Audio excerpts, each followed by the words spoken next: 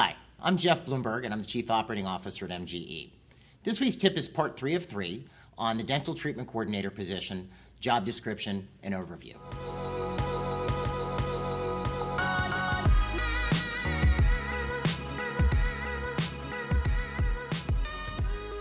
All right, so in our series up to now, we've covered thus far the overview of the position, what is the treatment coordinator responsible for.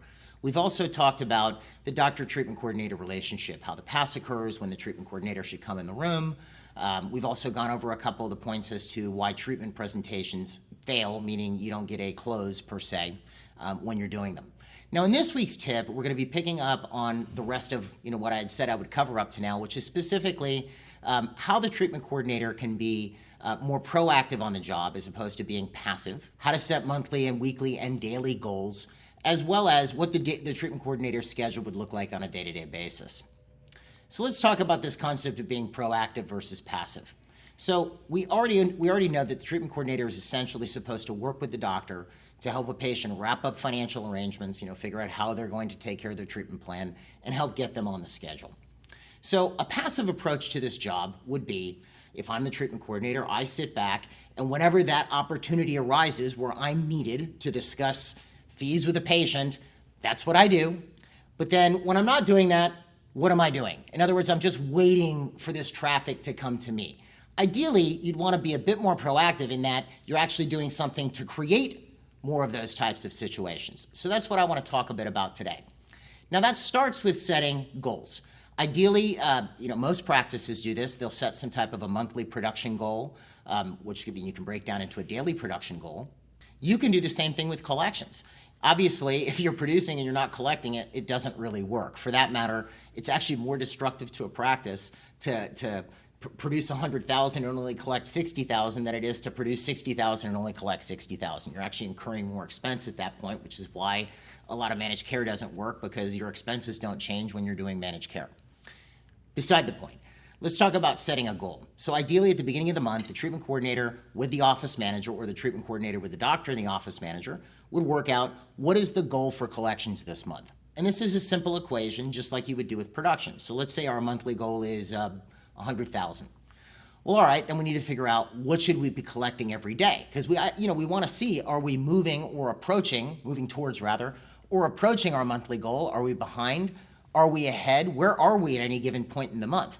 So if your goal is 100,000, and let's say there's 20 working days in the month, that's very simple. You divide 100,000 by 20, you get 5,000. So that tells you every day what you need to be collecting in order to reach your goal is $5,000. It's basic math, right?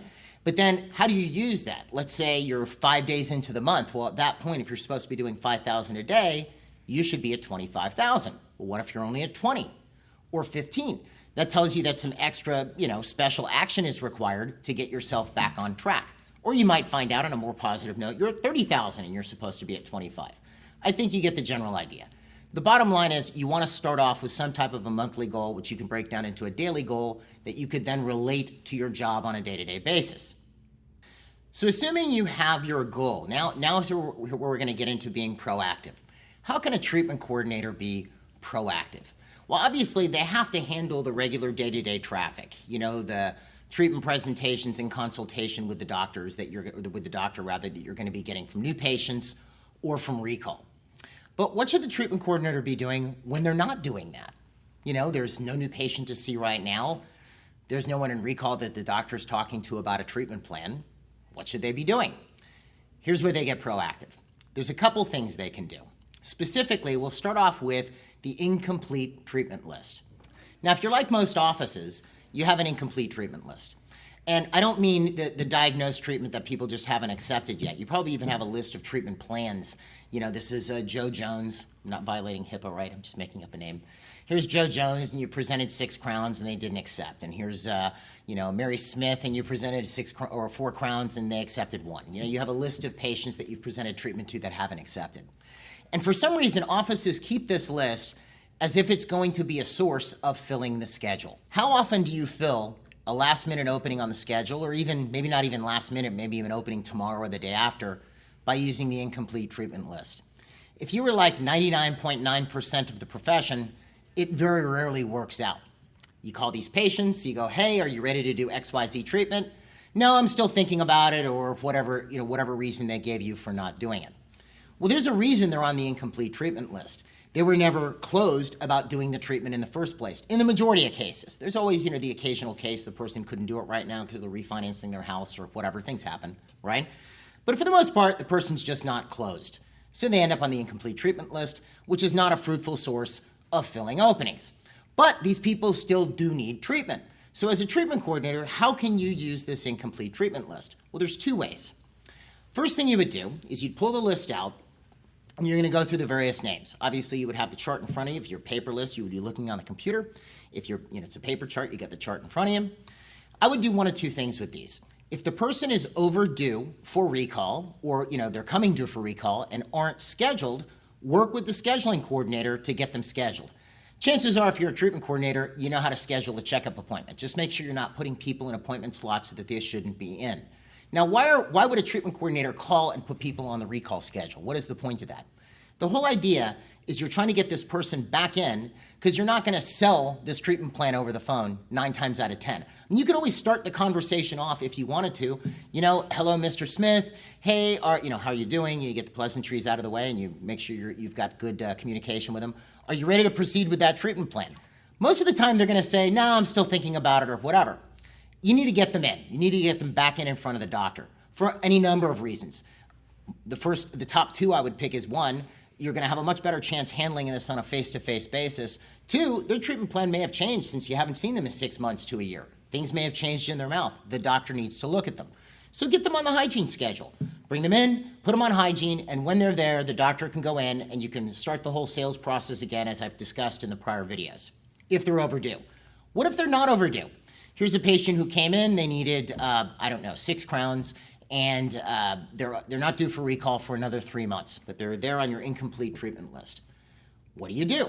Well, I would still call this person and get them back in for a complimentary visit with the doctor. And what do you tell them? You just tell them the doctor wants them to come back in because they want to ensure, they want to take a look at them and make sure things are staying stable in their mouth. They had recommended some treatment before, the patient elected not to do it. They're the doctor's patient, the doctor wants to take a look at them. And you book them for a short, consult, exam, etc., for the doctor to just take a look at what's going on. It gives the doctor another opportunity to talk to the patient. Maybe the last time they spoke to him, they didn't have time to answer all the patient's questions. Maybe the patient was in a rush. Who knows? The whole point is that your best chance, if you want to increase treatment acceptance, there's a couple different points you can push, but you at least have to have the opportunity to present the treatment plan in with enough time to actually answer all the patient's questions and get them to move ahead. All right, so that's what the treatment coordinator can be doing with the incomplete treatment list. If they're overdue, get them in for their checkup, coordinate with scheduling to make sure you're not scheduling for a time that you shouldn't be. And if they're not due, get them back in to see the doctor for a quick look-see to make sure things are staying stable. There's also going to be more recent treatment presentations that, for whatever reason, didn't wrap up, didn't go.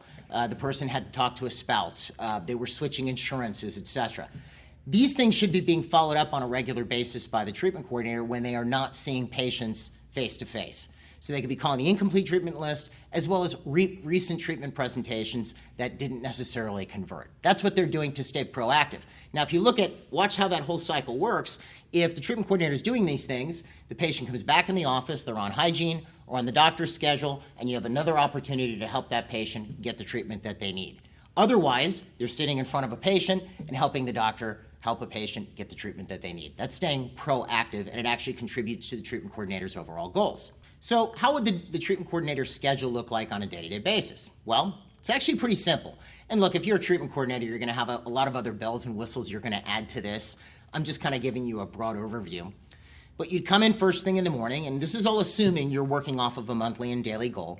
The first thing you would want to do is take a look at today's schedule and see if anything has changed.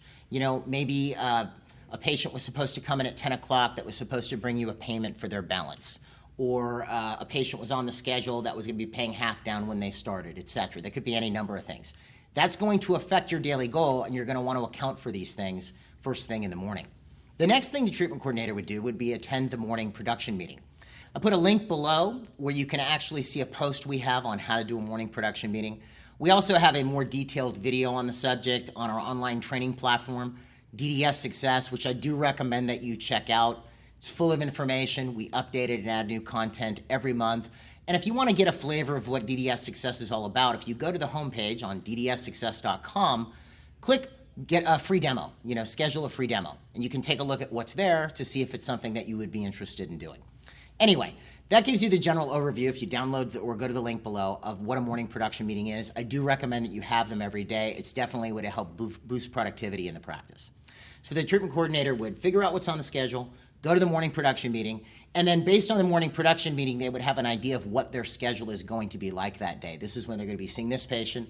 This is when they're going to be seeing that patient. And when they're not doing that, they're on the phone. They're making the calls that we talked about, where they're actually reaching outside of the practice to bring these patients back in. And that's the basic overview of the job. I hope these videos have helped. As I mentioned when I started this whole thing off, the treatment coordinator position in general dentistry is relatively new. It's been something that's been around in ortho for quite a while, at least that I've seen in my career. It's an invaluable part of the practice when it's a job that's done correctly. And if you're a treatment coordinator or you're looking at adding one, if you're a doctor or office manager, I wish you the best of luck. And if you ever need any help or have questions of any kind, you can give us a call here at MGE at 800-640-1140. And if you'd like to continue seeing tips like this, don't forget to click the subscribe button below so you get a notification every time a new tip comes out. We'll see you next time.